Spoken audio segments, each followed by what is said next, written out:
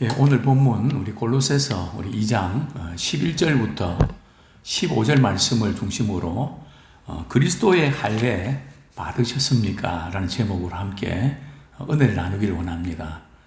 예, 그리스도의 할례 받으셨습니까?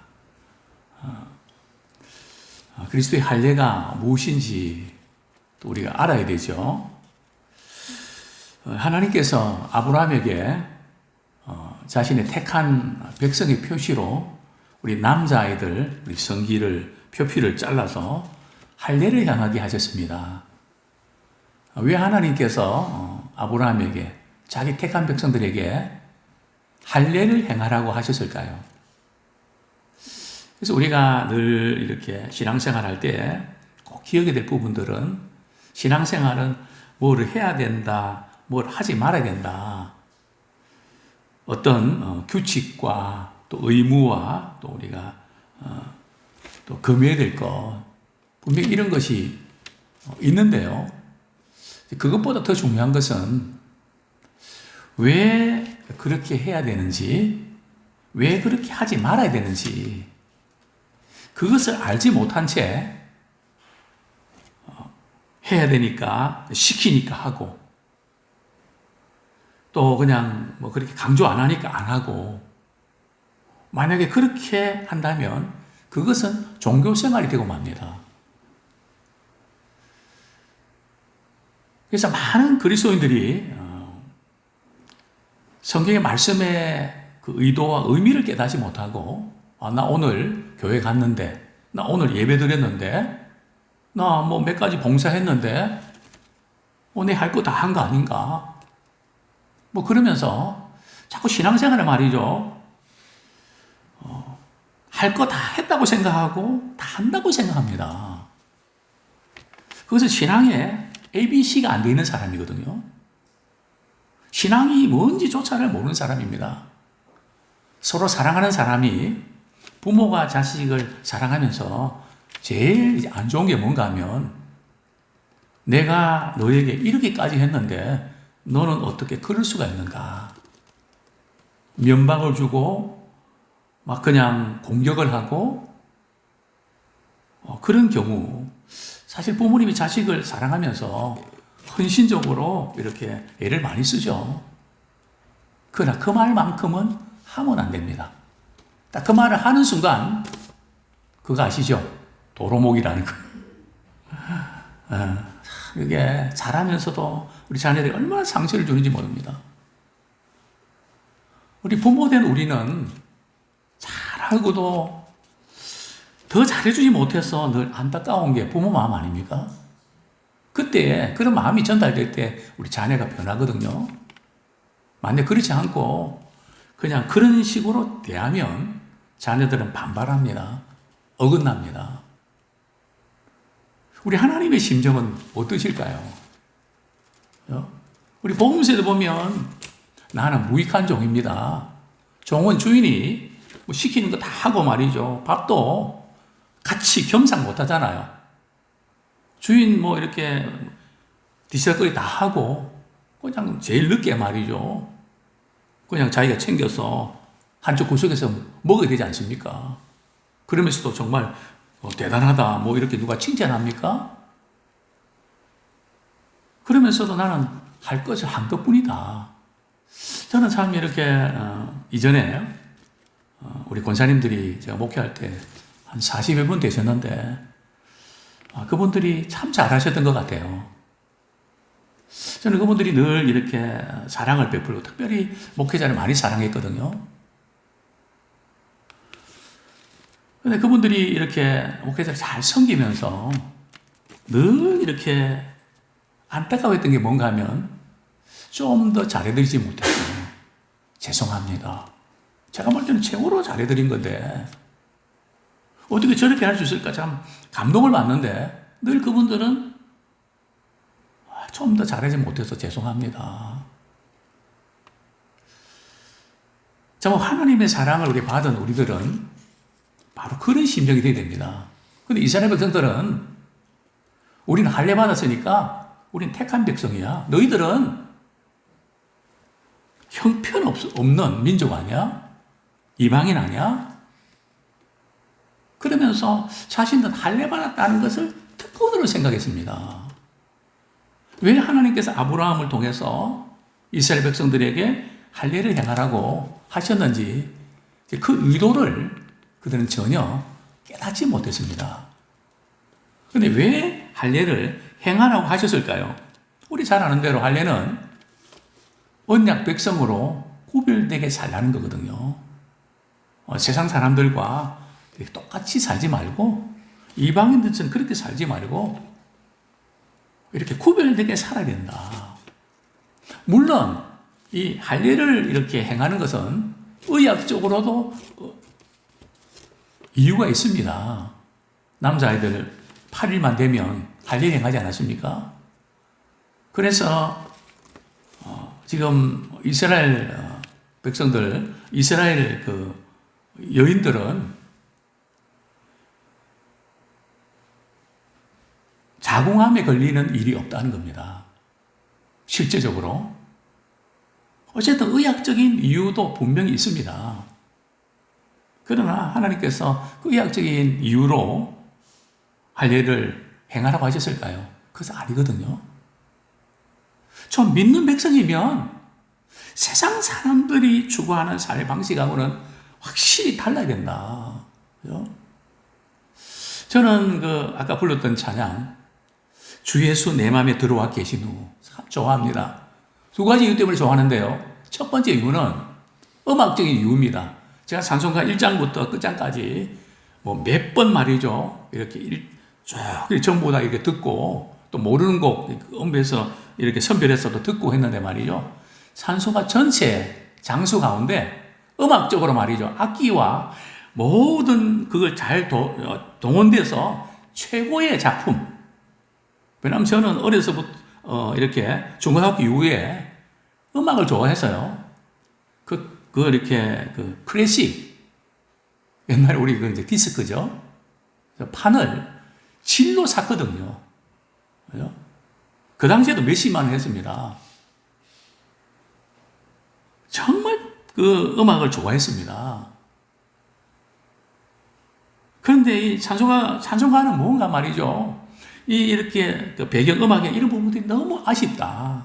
물론 재정적으로 어려우니까 그런 걸 많이 못해서 그런데 주 예수 내 마음에 들어와 계신 이 부분을 말이 웅장하고 한번 제가 볼 때는 최고입니다.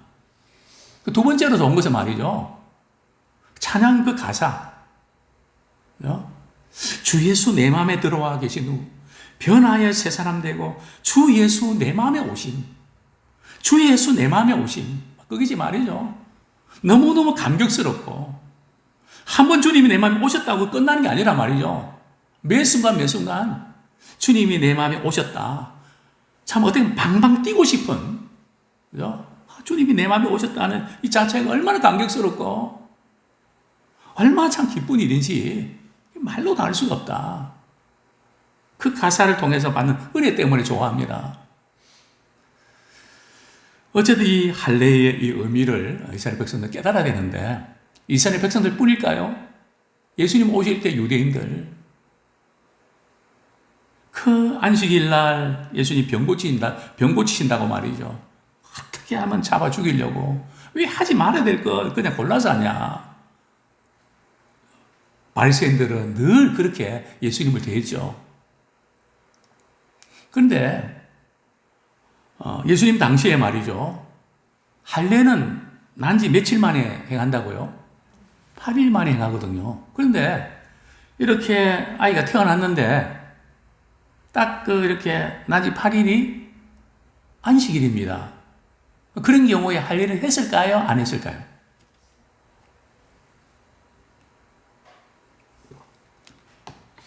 분명히 성경에 나오거든요. 했습니까? 안 했습니까? 했죠. 그러니까 예수님께서 그 말씀 하시거든요. 너희들 안식일 날 8일째 됐다고 행하지 않냐. 안식일 선을 행하는 것이 옳지 않냐.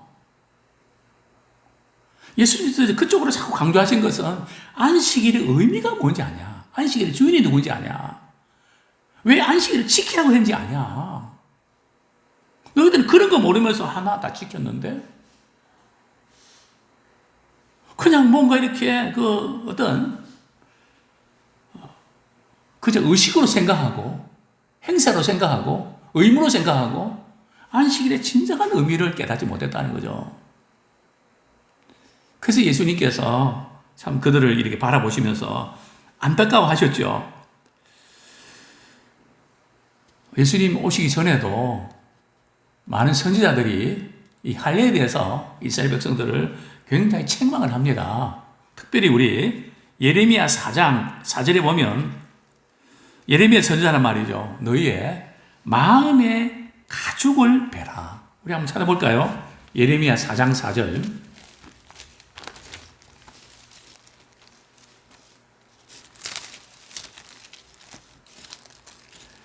마음은 그냥 전혀 감동도 없고 변화도 없이 말이죠. 몸으로만 때우는 그런 형식적인 신앙생활하는 모습을 보고 예레미야 선지자는 굉장히 질타하죠. 예레미야 4장 4절 한번 보겠습니다. 시작.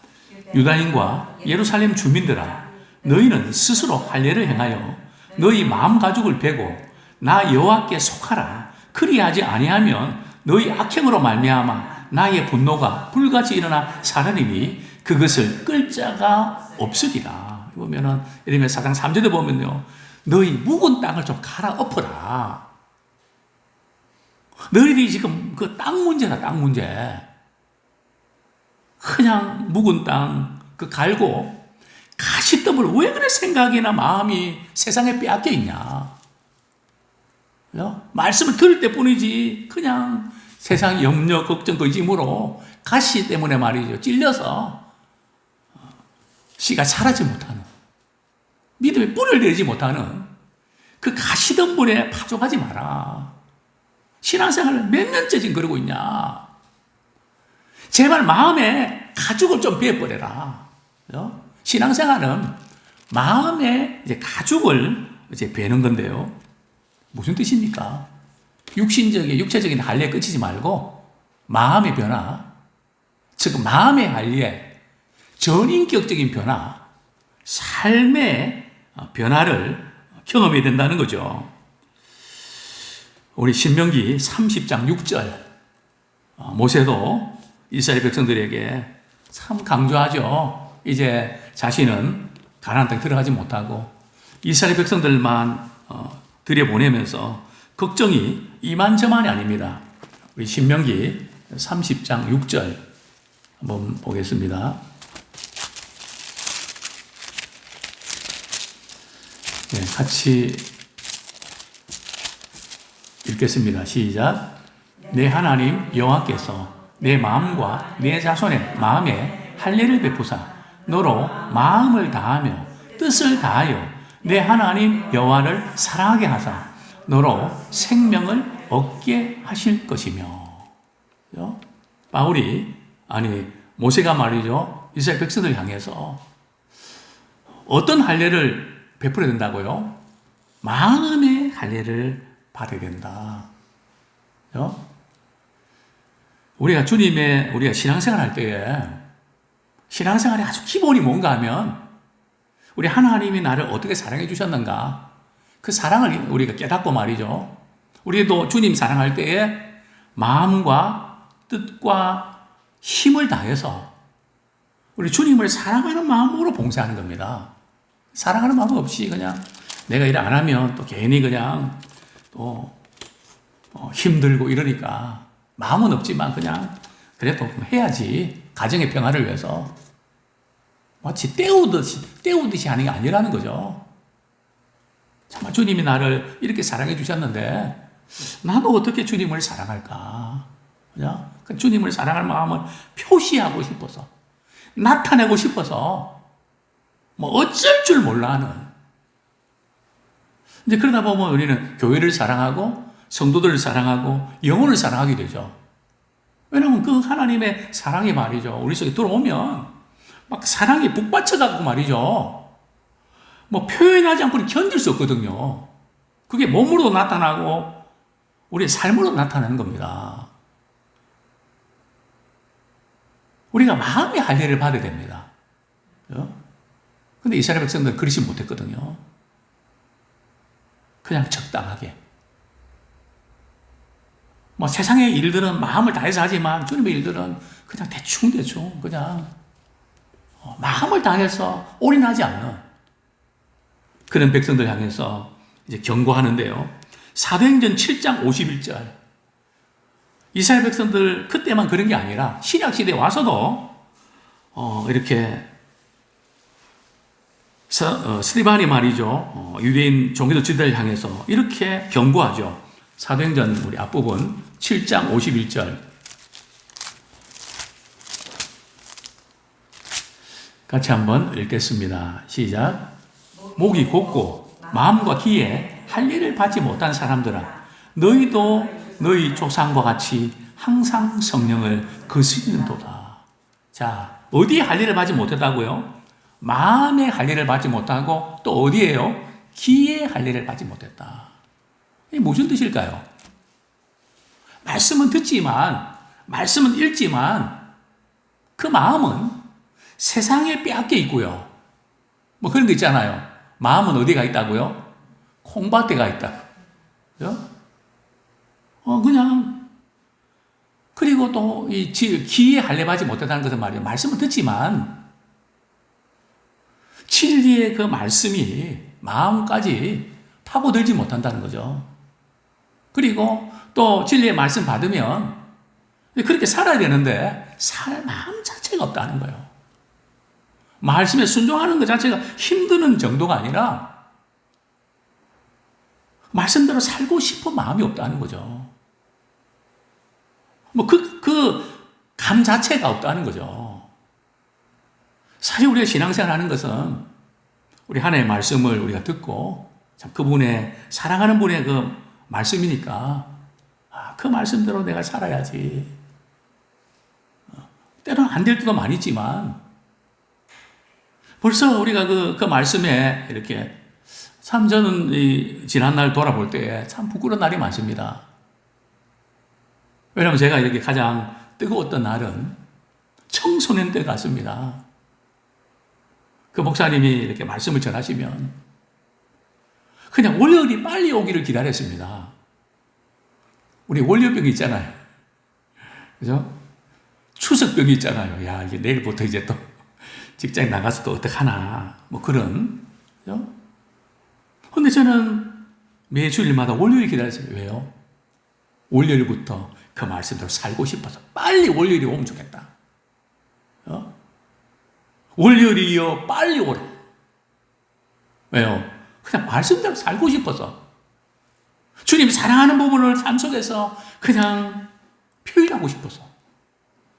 시간이 지나면서 많이 퇴색되는 참 부끄러운 자신을 발견하게 됩니다.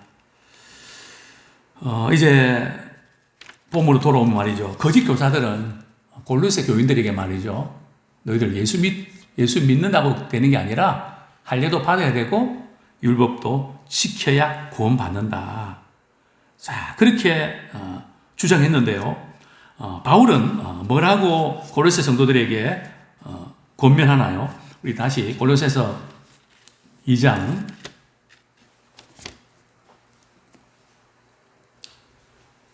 우리 11절 같이 한번 읽겠습니다. 시작. 또 그 안에서 너희가 손으로 하지 아니한 할례를 받았으니 곧 육의 몸을 벗는 것이요 그리스도의 할례니라. 자, 여기 보면 바울은 말이죠. 너희가 손으로 하지 아니하는 할례를 받았으니. 자, 손으로 하지 아니하는 할례가 뭘까요? 손으로 하는 할례는 그죠? 외적 표시로 말이죠. 할례 받는 걸 의미하는 거겠죠. 그죠? 당시에 이렇게 할례 행할 때는 날카로운 말이죠. 돌 같은 거로 이렇게 할례를 했거든요. 사실은 그 당시에는 위생시설이 여의치 않아서 할례를 행하다가 한 5분의 1은 죽었다 그럽니다. 그 세균 감염 때문에. 그러면서도 이제 그들이 할례를 했는데, 근데 오늘 본문에 보면 곧 육의 몸을 벗는 것이요. 손으로 하지 않는 할례가 육의 몸을 벗는 것이래요. 육의 몸을 벗는 것이 뭡니까? 할례할 때 그냥 남자아이의 생식기 표피를 벗긴다는 뜻일까요? 그 뜻이 아니고요. 육의 몸을 벗는다는 것은 옛 사람을 벗어버리는 것을 의미합니다. 우리 골로새서 3장 9절 한번 보겠습니다. 골로새서 3장 9절 같이 한번 읽겠습니다. 시작. 너희가 서로 거짓말을 하지 말라. 옛사람과 그 행위를 벗어버리고. 서신서에서 계속 강조되고 있는 것은 육의 사람, 영의 사람, 육의 사람을 구분하거든요. 육의 사람은 뭘까요? 바로 옛사람대로 살아가는, 예수 믿는다고 했지만 그냥 이전의 생활 방식이 그렇게 변화되지 않는, 물론 우리가 완전히 변화하기까지는 많은 시간이 걸리지만 거의 변화가 안 돼요. 그러나 이 마음의 할례를 이렇게 받은 사람은 옛 사람을 벗어버리는 이것이 계속돼야 됩니다. 만약에 옛 사람을 벗어버린 그런 것이 없다면 과연 우리는 거듭났는지를 물어보셔야 됩니다. 물론 우리 가운데 아직도 거듭났지만 옛 사람을 습성과 이런 거 많이 있죠. 그러나 벗어버린 것이 있어야 됩니다. 예수 믿으면 옛 사람 벗어버리는 거거든요. 그게 없다면 심각한 겁니다. 그래서 성경은 육의 몸을 벗어버리고, 자, 그러면 그 다음에 다시 돌아갑니다. 그 육의 몸을 벗는 게 뭔가, 그 다음에 뭐라고요? 그리스도의 할례니라. 자, 여기 그리스도의 할례라는 뜻은 뭘까요? 그리스도께서 받으신 할례라는 뜻일까요? 그게 아니고요. 물론 예수님도 이렇게 난지 8일 만에 할례 받으셨지만 그 예수님 받으신 할례를 의미하는 게 아니고요. 여기 그리스도의 이 할례는 그 다음에 나와 있죠. 우리 12절 말씀 같이 읽겠습니다. 시작. 너희가 세례로 그리스도와 함께 장사되고 또 죽은 자들 가운데서 그를 일으키신 하나님의 역사를 믿음으로 말미암아 그 안에서 함께 일으키심을 받았느니라. 자, 그리스도의 할례가 뭘 가리킨다고요? 신약 시대의 세례를 가리킵니다. 그러면 나 세례 받았으니까 나는 그리스도의 할례를 받은 거네요. 세례 받았다고 구원받고 또 이렇게 하나님의 자녀가 되고 천국 간다고 할 수 있을까요? 그렇지는 않습니다. 세례를 받았다고 다 하나님의 백성 아니라는 거죠. 세례는 하나님의 백성된 표시입니다. 세례가 실제적으로 세례의 의미를 우리가 경험해야 된단 말이죠. 나 세례 받았는데 그게 아니라는 거죠. 자, 그러면서 바울은 말이죠. 지금 구약 시대의 세례를 말이죠. 예표하는 하나의 사건을 예를 들죠. 어떤 사건입니까? 고린도전서 10장 1절 2절 홍해바다 사건을 말이죠. 세례받은 사건과 연결시킵니다. 그게 무슨 의미일까요? 고린도전서 10장 1절 2절 같이 한번 읽겠습니다. 시작. 형제들아, 나는 너희가 알지 못하기를 원하지 아니하노니 우리 조상들이 다 구름 아래에 있고 바다 가운데로 지나며 모세에게 속하여 다 구름과 바다에서 세례를 받고. 그죠? 지금 이스라엘 백성들의 그 홍해 바다 사건, 건너는 사건을 말이죠. 뭐로 연결시킨다고요? 세례로 연결시킨다는 거죠. 하나님께 이스라엘 백성들을 말이죠. 괜히 홍해 바다 쪽으로 몰아가신 게 아니라는 거죠. 왜 하나님께서 이스라엘 백성들을 홍해 바다로 이렇게 건너게 하시고 또 추기었던 애국 군대를 말이죠. 다시 이렇게 물을 이렇게 불러들여서 말이죠. 그들을 수장시킨지 아십니까? 왜 하나님께서 그렇게 하셨을까요? 그 의미가 뭔지 아십니까? 그것은 바로 하나님께서 이스라엘 백성들을 이제 애굽에서 탈출시킬 때 이스라엘 백성들은 늘 마음에 말이죠. 좀 불편하고 힘들면 무슨 말을 합니까? 애굽에 있을 때가 좋았는데. 우리도 그렇지 않습니까? 예수 믿고 났는데 그때가 좋았는데. 그죠? 늘 세상을 그리워하고 그때를 그리워하지 않습니까? 그래서 이 홍해 바다에서 말이죠. 수장을 시키고 이 건너겠던 그 의미는 뭔가 하면 세례 의미와 같던데요. 애굽에 있었을 때 옛사람의 그것을 이제는 완전히 삭제하고 물에 그냥 잠기는 것처럼 그 옛사람의 습관을 이제는 버리라는 뜻입니다. 그리고 세례받을 때에 우리가 이렇게 다시 옛사람은 죽고 새 사람으로 살아가라. 그게 바로 홍해 바다를 건너는 사건입니다. 그게 이제 우리 신약시대에 우리 로마서 6장 3절 4절 우리가 예수 믿는다는 것은 또 우리가 세례받는다는 것은 이런 의미가 있습니다. 우리 말씀을 우리 읽고 정리하죠. 로마서 6장 3절 4절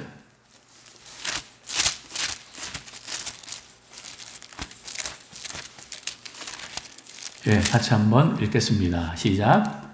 무릇 그리스도 예수와 합하여 세례를 받은 우리는 그의 죽으심과 합하여 세례를 받은 줄을 알지 못하느냐? 그러므로 우리가 그의 죽으심과 합하여 세례를 받음으로 그와 함께 장사되었나니 이는 아버지의 영광으로 말미암아 그리스도를 죽은 자 가운데서 살리신 것 같이 우리로 또한 새 생명 가운데서 행하게 하려 함이라. 그러니까 우리가 세례받은 사건은 말이죠.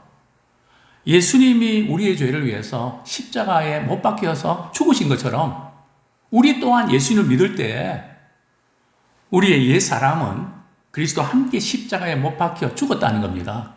그리고 장사 지내만 된 것처럼 무덤에 장사 지내기만 되고 예수님이 다시 살아나셨던 것처럼 우리는 다시 살아나서 이제는 새 생명 가운데서 살아가는 것을 의미하는 겁니다. 거듭나서 하나님 주신 생명으로 하나님의 사랑을 경험하면서 우리가 새 생명 가운데 살아가기를 소원합니다. 우리 골로새서 우리 이렇게 뒷부분이 조금 중요하기 때문에 이렇게 잠깐 한번 짚고 우리 정리하겠습니다. 다시 우리 골로새서 2장 이 부분이 이해가 조금 어려우실 텐데요.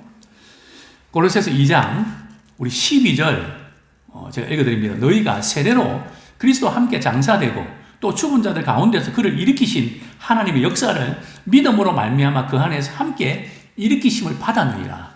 그래서 그리스도의 할례는 세례 사건이고 세례 사건은 예수님과 함께 십자가에 못 박혀 죽었고 장사되마 되고 다시 살아난 그것이 나에게 경험적으로 이루어지는 사건입니다. 자, 그 십자가 사건이 무엇을 의미하는가? 우리 13절부터 15절까지 같이 한번 읽겠습니다. 시작. 또 범죄와 육체의 무할례로 죽었던 너희를 하나님이 그와 함께 살리시고 우리의 모든 죄를 사하시고 우리를 거스르고 불리하게 하는 법정으로 쓴 증서를 지우시고 제하여 버리사 십자가에 못 박으시고 통치자들과 권세들을 무력하여 드러내어 구경거리로 삼으시고 십자가로 그들을 이기셨느니라. 우리 예수 믿기 이전에 우리는 범죄와 육체의 무할례로 우리 죽었던 우리라는 거죠. 그래 예수 그리스도를 믿음으로 우리 하나님께서 우리의 모든 죄를 사하시고 우리에게 새 생명을 주셨다는 거죠. 그게 뭘 의미하는가 하면 사실 우리의 율법은 의문에 쓴 증서는 율법이거든요. 나 말씀대로 살지 못했는데 율법은 늘 우리를 고소하고 우리 죄의 목록을 말이죠. 이렇게 갖다 놓고 너 이거 잘못했잖아. 너 저런 거 잘못했잖아. 그죠? 그 죄의 목록이 쭉 있는데 말이죠. 예수님이 우리의 죄를 대신해 십자가 지신 것은 그 죄의 목록을 말이에요. 그 증서를 다 찢어버리시고 없애셨다는 겁니다. 그만큼 우리의 모든 죄를 다 사하셨다는 거거든요. 그런데 어떤 분들은 예수 믿는다고 하지만 이 죄는 나 용서 못해. 주님은 이 죄를 용서 안 해주실 거야. 항상 거기에 매있단 말이죠. 우리 주님의 십자가 사건은 우리가 죄 때문에 저주를 받아 마땅하는데 갈라디아서에 보면 우리를 저주해서 우리를 속량해 주셨습니다. 그죠? 그래서 복음인 거죠. 그 십자가 사건으로 모든 우리의 어둠의 권세, 또 우리를 공격하는 그 모든 것 다 파시고 승리케 주셨습니다. 우리는 십자가 사건으로 우리는 승리하는 인생을 살게 되었습니다. 새 생명을 얻게 되었습니다.